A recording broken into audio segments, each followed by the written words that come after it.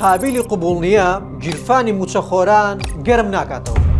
لە سبەی بەیانیەوە موچەخۆرانی هەرێمی کوردستان گیرفانیان تۆزێ گەرمە بێتەوە و اینجا ئەمەش خۆشترین هەواڵە بۆ موچەخۆرانەی کە ساڵانێکە لە نێوان بەرداشی هات و نەهاتنی موچەیە دەهاڕدرێن. ئەم موچەی ئەم جارە لە کاتێکدا کە کەمتر لە 30 ڕۆژە دوایین موچە دابەشکراوە.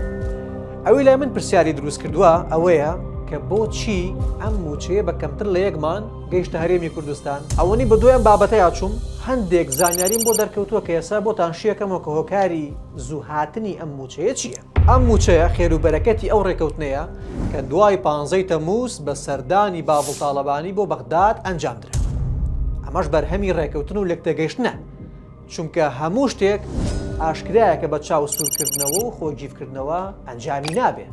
ئەو هەموو بودجەیە هەیە لە بەغداد. ئەگەر بە زۆر بەغداد نەکەین بە دوژمنێکی خۆمان، ئەو پارەیە ئامادەن بۆ کوردستانی بنێرن، ئامادەن بۆ کۆیە بینێرن. ئەم قسانی سەرۆکی یەکێتی نیشتیمانی کوردستان لە کەرنەڤاڵی حیزبەکەی بۆ پەرلەمانی عێراق لە کۆیە شاهێدی قسەکانی منە. دوای ڕێکەوتنەکە ئیتر هەوڵێک هەیە بۆ ئەوەی دابەشکردنی موچە لە هەرێم و بەغداد ڕێک بێتەوە. ئیتر خەمی هات و نەهاتی موچە بەرۆکی موچەخۆران و هاوڵاتیانی بەژمەینەتی هەرێمی کوردستان نەگرێتەوە.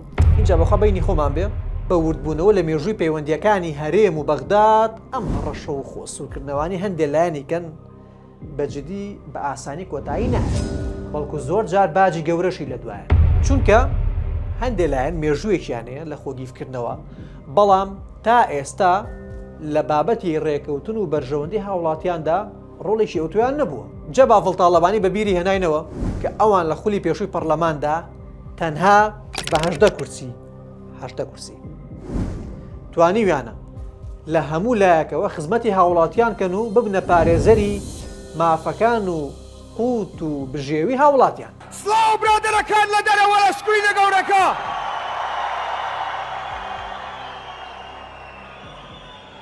بە 18 کورسی لە بەغداد، بە 18 کورسی لە هەموو کورسیەکانی حزبەکانی تر کۆی کەیتەوە. بە 18 کورسی زیاتر خزمەتی کوردستانمان کرد لە بەغداد. اینجا بەخوا بەینی خۆشمان بێ ئەمەیان تەحەدایەکی زۆر جوانە. باش ئەگەر هەر بەجددی بە ئەم پرسیارە بکەم، ئەگەر باڤڵتاڵەبانی نەبووە هەڕەشە و چاوسورکردنەوەی هەندێک کەس و لایەن موچەی ئەم دوو مانگەشی نافەوتان، ئەم پرسیارە بۆ خۆتان.